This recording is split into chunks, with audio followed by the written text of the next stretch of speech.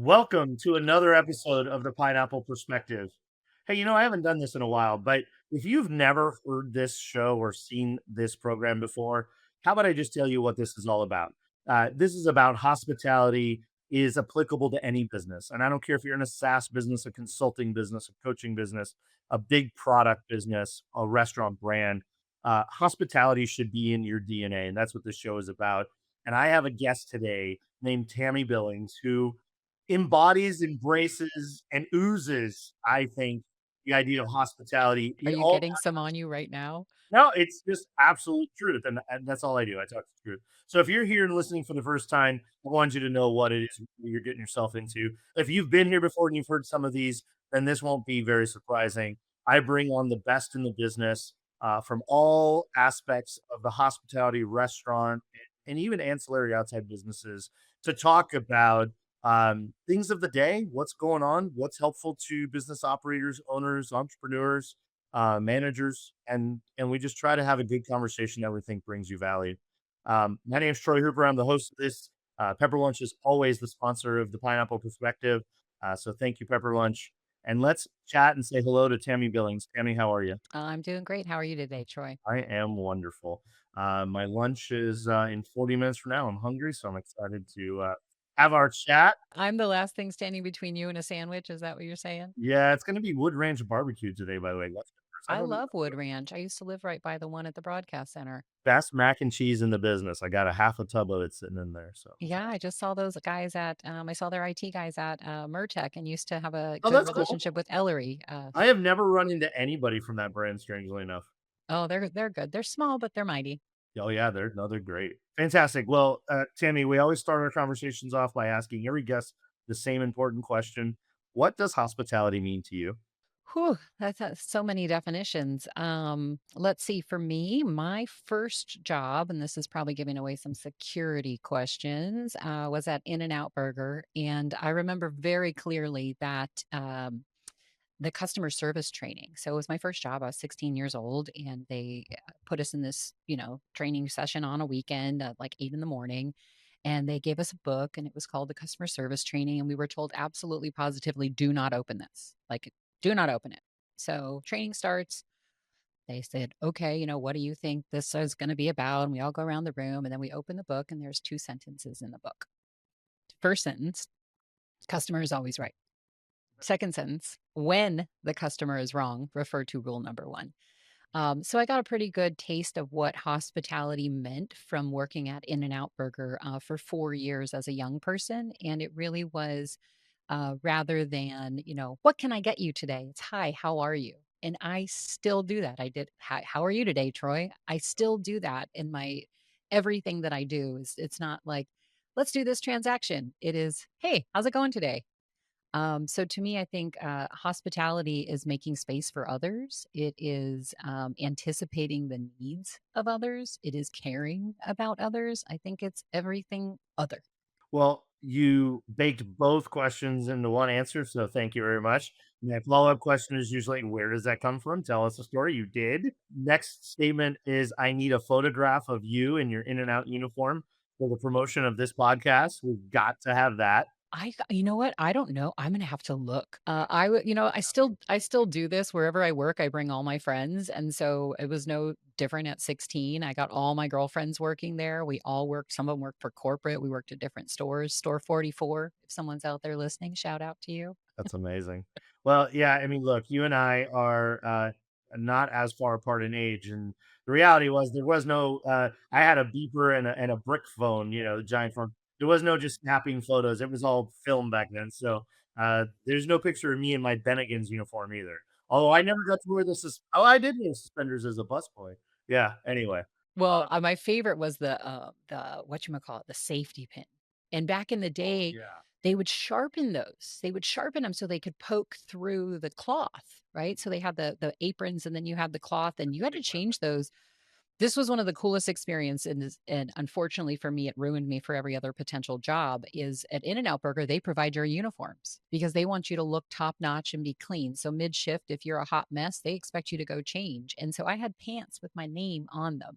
That's amazing. And it was great. So I show up to work, tied my hair that was down to my butt into a French braid, put it up under my hat, and was ready to rock. Well, it's funny, even if you just think of that, in the macro of being that young person that, I remember having to pay for, $90. $90, I didn't even get my first paycheck. I gotta pay $90 of my first paycheck for my uniform. I believe in that actually. I've always provided uniforms in all of my businesses.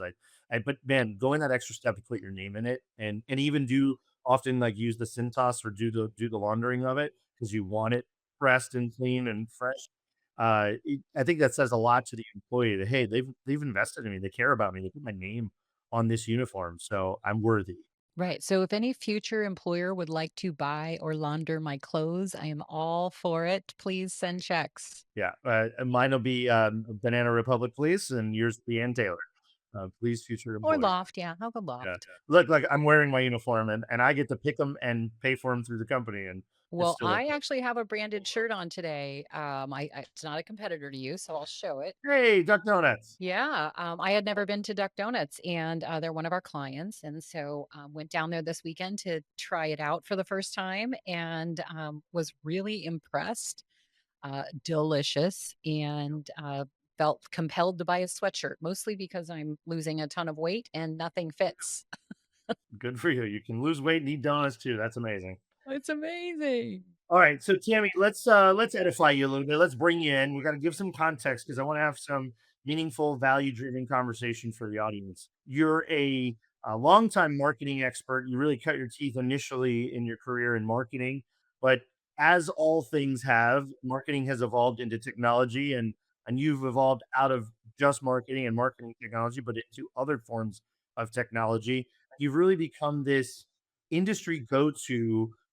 It, agnostic of any one particular company at any given time necessarily, but really everybody knows to call you if they have a need, they're curious, they have an idea maybe to use a company, they want to get your opinion. So you're really ingrained. You know what's going on. You're staying on top of things. So I wanted to sort of start the conversation off there and go back to your roots with marketing, but just talk about the modern stand of marketing and marketing technology known as MarTech. And then let's, ease into the broader sense of technology and how you're doing your homework and getting involved in consulting with these technology companies and bringing customers to the table. Sure. Actually, I had a friend recently ask, how are you getting all these advisory roles? And I said, I don't know. They keep calling me. And so I think that's really where it starts. My background is in marketing. I always said I wasn't really qualified to do anything else. I worked for tech companies that do marketing. And so had made the move as a, head of marketing over initially to Fishbowl and then went from Fishbowl to Marketing Vitals, all marketing tech. And what I never thought I would be a salesperson. I didn't even like salespeople. I still don't really like salespeople. And I'm sitting on the other side of somebody who was in my job, so I knew how to talk to them. I speak their language. I know I could walk into a room at Fishbowl in particular because I had been using the product, and I was like, oh. I was using it to do this and I created these. And what about this? We tried this tactic. And next thing you know, all of my clients were super happy. And what made me happy was I got to feel like I was helping them. And then I was like, oh, I guess I'm selling them something too. Right. So, but it was the helping that came first. And a lot of people don't know this, but like my dad is a police officer and he was also in the military. And so I consider us a family of civil servants, where that was part of our lives was giving back and helping. And we had the kind of relationships with our neighbors where we had a door in our fences to go to each other's yards. Another neighbor could have spanked me or my brother if we misbehaved and without question. Yeah. And so that's the type of community that I come from. And so I think that I sometimes forget that everybody isn't that way and isn't as warm or giving. Not to say that I can't be a witch or a imperfect human, but generally, if somebody asks me for help, I cannot say no. And so that's a trick. If you want to trick me into doing something for you, Tammy, can you help me with $500?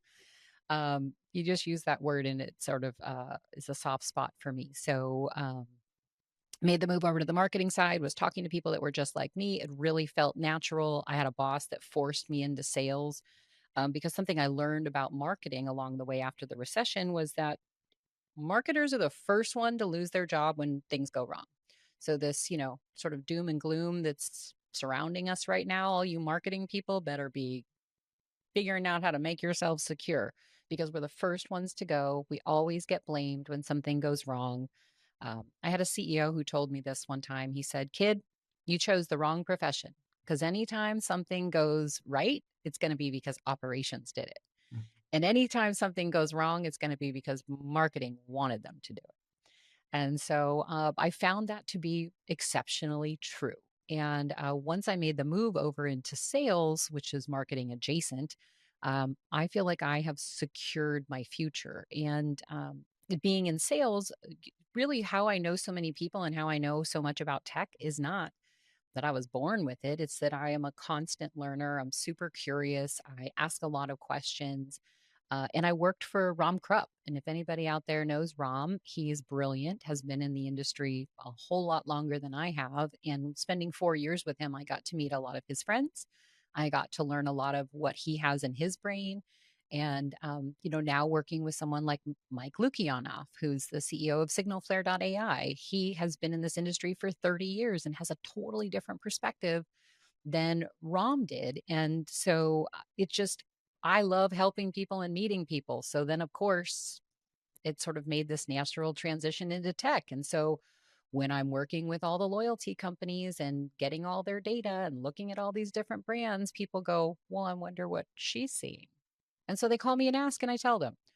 I've been criticized by my buddy Fred LaFranc that I need to start charging for this. So the way that I make money is when I give good advice to people and they are happy. Then when I have something that they do want to buy, hopefully they consider me. That's how I do it. I had not asking for commissions or handouts from anybody, and I know some other folks do that in our space. But I'm sure I wandered off. Why aren't you No, talking? that's great. That's fantastic. It's fantastic. So let's get tactical. Let's get local. That's a great context builder so people understand you know what you're talking about. And I think that's important to have trust and authority in the space. Things are moving fast, things are changing. Technology adoption in the restaurant industry has exploded over the last 3 or 4 years. But now I'm starting to see SaaS fatigue, some consolidation. What's the state of the state for you? What's what in marketing and technology in the restaurant business today? Well, I think that SaaS fatigue is very real. So to all the vendors out there, in fact, I'm doing some advisory work with a new company in the space, and they were talking about a per store per month fee, and I said, "Don't do it, don't do it," because I name one restaurant company that's like, "Please give me another $50 per store per month fee, please." So we're looking at some of that in our business. So just to real quick on SignalFlare, so we're a decision intelligence firm, right? And we essentially are building these models that people can run over and over and over. And so we're looking at making it a consumption model, right? And that's where a lot of these AI businesses are headed. And so it's, a base fee to set up the model, customize it to you, and then potentially use it as you like. And you pay for the consumption of the processing fees. So it's literally a pass through. It'll be interesting to see how that's received by an industry that isn't used to paying that way, right? Where in other industries that are much larger, they're definitely used to those things and budget accordingly.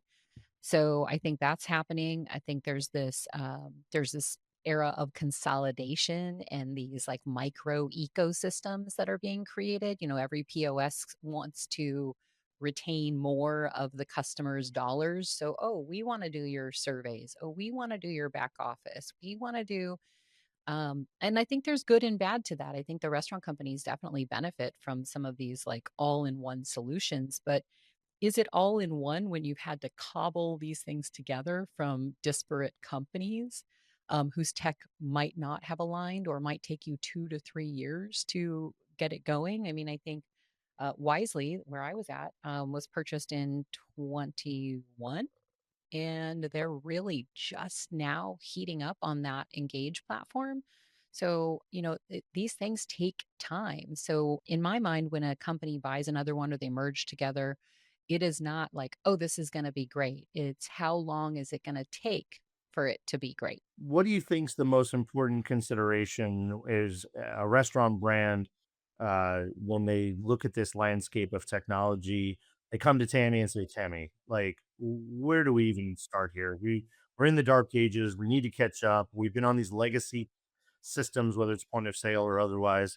We're not really there, or we've got a bunch of disparate tech that doesn't really talk to each other, and we're kind of overwhelmed with all of that." What is sort of your first line of advisement to those restaurant brands? Yeah, for me, it's I always end up putting it back on the client and asking them what they want, right? So what is it you're trying to achieve? So if somebody came to me with that scenario, the first thing I would say was, well, tell me about your concept. So if we were using, Pepper Lunch, right? You'd say, I have 5 here, but we've got what, 500 internationally.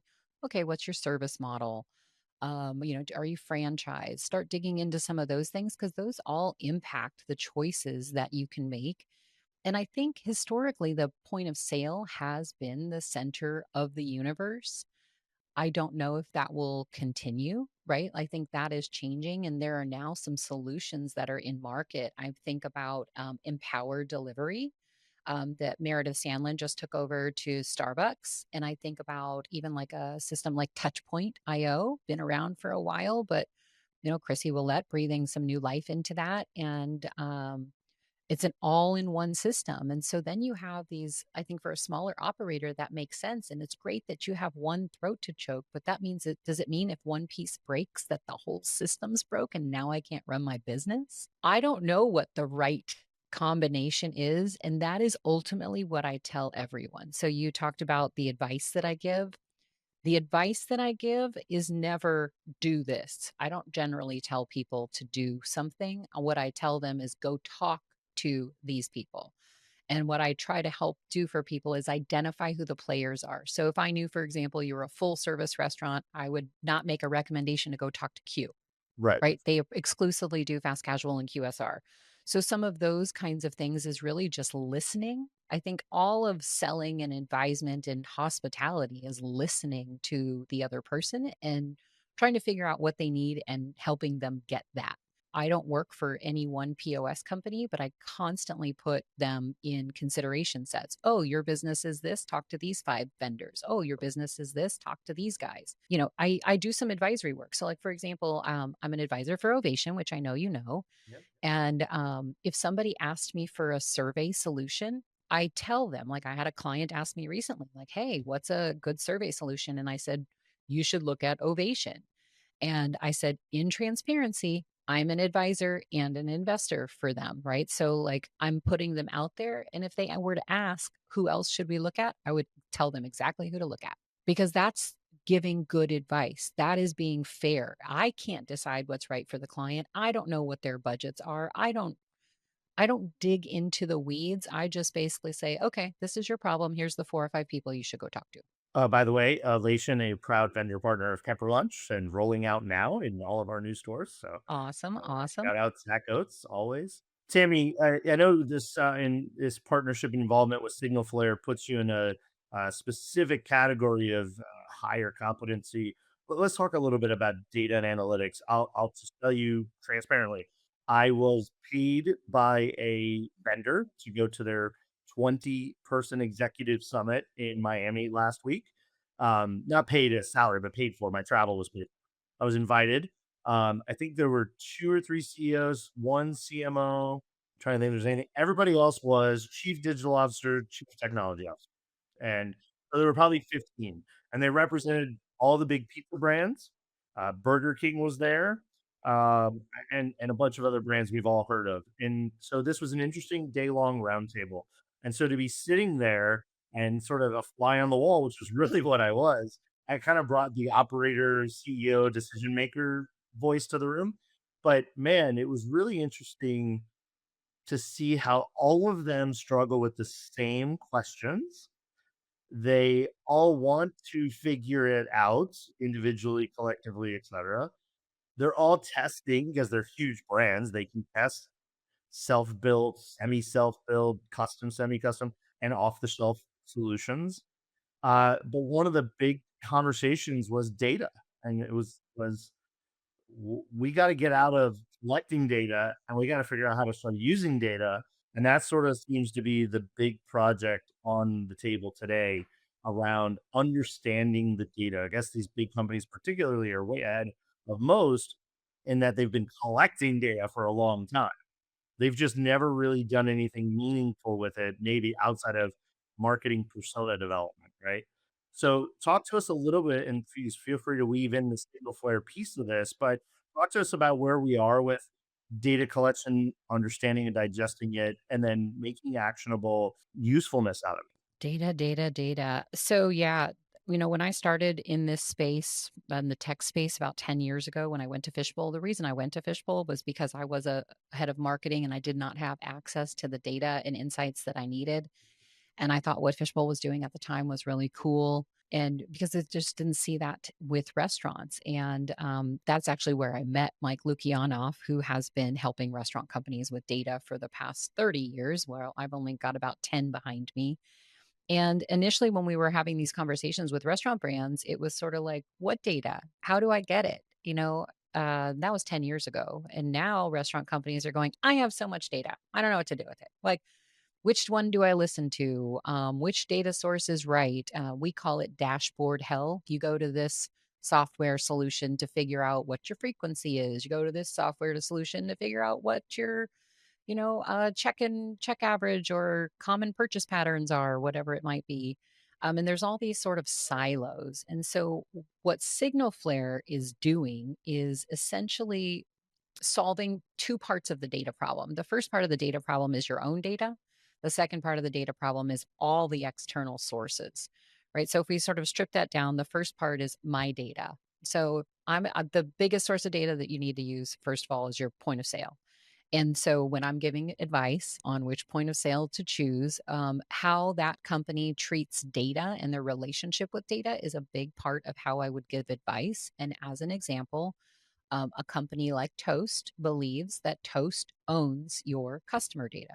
A company like Q would position themselves as like more data forward, right? Where a company is like Aloha will charge vendors to access your data or like my own data from as a restaurant company. So the relationship that your vendors have with data is really important for you to understand upfront. And so, one of the things that we're doing to help people with that is we're essentially taking any set of unstructured data and composing that into essentially like a big data lake that has lots of different tables. So, one table might be unstructured data, like an LLM. Another table might be just, like a PMIX report. So now imagine that I can ask the PMIX report a specific pointed question, an agent, if you will. And now I can take that and convert that into natural language that I then have go into my LLM that can now spit out a report on something that I, was asking about. And so that's the work that we're taking on here. And so part of what we're doing at Signalflare is sometimes involves like re-architecting the actual restaurant company's way of storing their own data so that it is future proof. And a lot of folks think, I've got my data together. I know what I'm doing. We get in there and we go, oh God, no, you don't. Let us change it. And the nice thing about our partner Snowflake, actually had a startup competition last year. Out of 1,100 global submissions, our little tiny restaurant tech company with not a lot of clients and only in business for a year won. So we're thinking about this in ways that the biggest companies on the planet are thinking about this. And we are working to help restaurants move into agentic AI. Where we're starting is with pricing because that's what Mike has been doing for years, right? So it's sort of second nature for us. And two of the biggest our biggest competitors in the space are actually using his legacy models. But as we're on this adventure, to this pricing adventure, if you will, what Mike figured out was that there's a lot of external data sources that we could be using that give signals to what's happening in the data. And so, just as an easy example, if gas prices are going up, right? We have a sudden increase in gas prices. What we see in the data is that in 6 weeks, there's an impact to the restaurants. It's not immediate, but in 6 weeks, because that's when the credit card bills come due that they're putting their gas on, right? So those are the kinds of insights that we're able to see. And then we can alert people to those behavior patterns as they're changing. And so there's these rich sources of data, right? You talked about appending a data set for a persona to identify this is Tammy's persona. She's a middle aged, I don't know, whatever you want to call it. I'm just middle aged. But y- they've got these personas, and there's like all of this mobile data that's out there.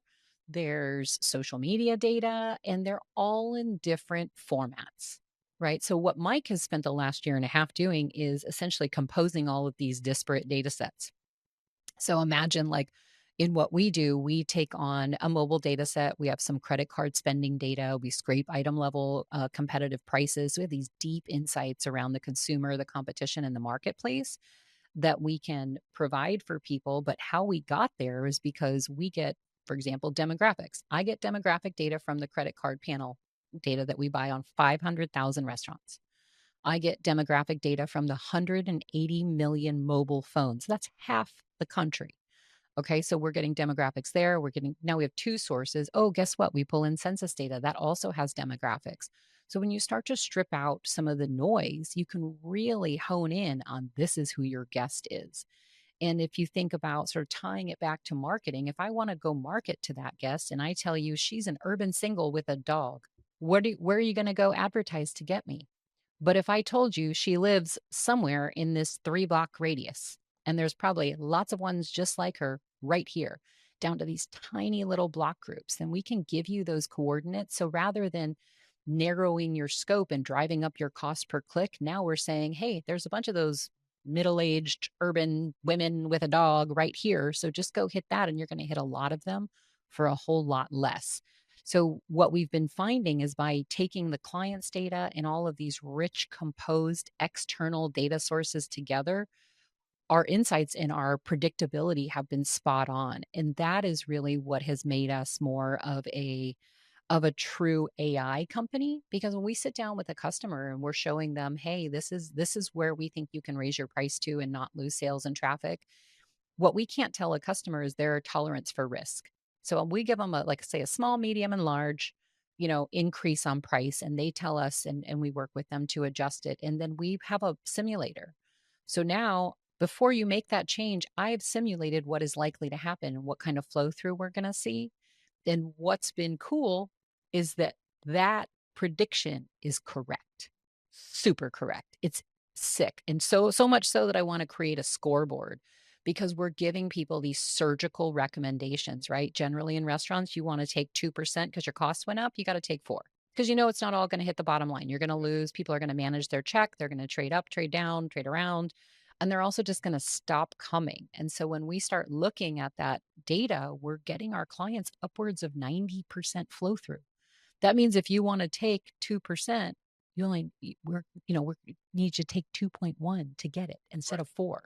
So, and if you do those smaller changes more frequently, so I'm not saying dynamic, I'm saying enable more frequent price changes, you can capture more dollars. You're not waiting 6 months when your costs went up to recoup that. Yeah, no, that's a hell of an answer. It's a great example of realizing there's a process. You've got to start with not only collecting, but then organizing. And that's, I think, the biggest difficulty for most is how do I create an environment where we normalize and validate this data and put it together in a way that makes sense. And then you have to analyze it, right? And I know the AI is a huge part of the analytics. I think that coupled with Mike and others' background and knowing what happens when, if this, then that, and trending that over time and understanding that the likely outcome of these decisions is something more like this, it gives people like me the confidence to say we can take this risk, because otherwise it's shooting in the dark, right? We changed our menu last July 7th, and thank God, 90, 120 days later, the new items, sales of new items, way outweighed the sales of the old items that we took away. So customers traded into new items or didn't miss the items in a category that we stripped away to simplify the category.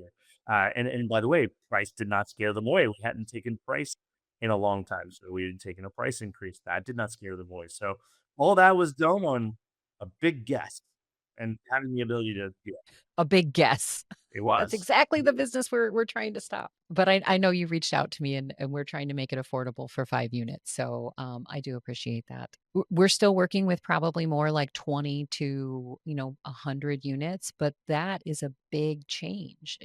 When Mike started doing pricing, because he's on the founding team for a competitor, they still use his patents. When Mike started this 25 years ago, this econometric pricing, they're still using the same methodologies, but now there's all this other great data that is available. And so, what we've found is that there are some signals in the data that will actually can predict how much your customers have to spend. We also look at things like what's the real competitive intensity. So, think about that in terms of demand for your brand and supply of customers. So, it's a supply and demand, literally matrix. And you might think, oh, we're a value brand. All of our stores are going to fall in the same quadrant. Well, guess what? They're not. And what we're learning, which this to me has been super incredible, is I talked about this rich data set that we have and how we're using it and can identify who your customers are and how we're using it for pricing. But that same data set tells me exactly where they are at. So now I can use that for targeted marketing. Oh, and guess what? Because that same data set tells me where they're at, guess what else it's good for? It's good for things like site selection. It's not going to tell you which store, has the best traffic from the freeway angle or some of those other metrics. But it is going to tell you, are you in the right spot and where should you be growing? So I almost look at everything we're doing with data is like, how do we help people grow? So you talked about making changes to the menu. We do that. We do everything from market research, so attitudes, awareness, and usage studies to turf analysis, like through survey basis, meaning, and we're looking at cool ways of doing new turf. So when you do a turf analysis, you're asking someone, hey, if we didn't have the cheeseburger, what would you have ordered? Would you have ordered this chicken sandwich instead? But any time you're giving a customer a survey, post, not in the moment, they're sort of making a guess at what they would do. But now imagine that you just left the restaurant and says, "Hey, saw that you enjoyed the cheeseburger today, but if we didn't have that, which of these 3 items would you have chosen?" It's top of mind, right? So imagine that if we can do that more timely, and there's nothing to stop us from being able to do that now. There's all kinds of CRM tools, so sort of tying it back to like the marketing tech stack. It really comes down to there's so much potential out there that restaurants haven't tapped into, and I think part of it is because we're lean. We don't have teams of, unless you're Taco Bell, we don't have teams of hundreds of people. And in fact, I recently heard there was a layoff at Dine Brands last week. So I think we're going to start seeing some of these. And if that happens, as much as it sucks, here's what I'd say is that being on the vendor side when things go down usually works in our favor, because as they let go of employees, they're going to come to people like us, and people like us, as in me. I hire people from the industry who have those jobs. So if you lose your job and you're listening to this now and you're a data person or an analyst or data engineer, call me. And honestly, if I don't have something, I'll try to help you find something. But Troy, as you know, I very much wanted to personally build a industry job site, and it comes down to time and money, of neither of which I have. So, Yeah, I was gonna say the one thing that most people know about Tammy in the industry is she's like this free sounding board and promoter of jobs. You'll see her reposting lots of jobs to help people in the industry. Again, help people like us find great people and full transparency. I was looking for oh, are you going to tell them? no, I'm not. I'm gonna say it this way. I had a role that I was starting to search for. I was made aware of an available person that could be a potential for that role. And the first person I called was Tammy. Do you know this person? What do you think of this person? Etc. So, But uh, just for the record, because this person will be listening likely. And so, what I did is I reached out to that person.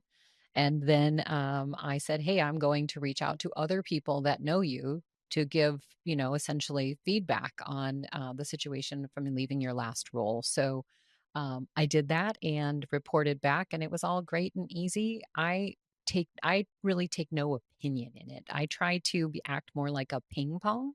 if I haven't worked with someone one-on-one, I Yeah. don't think it's fair for me to say, they're a great employee.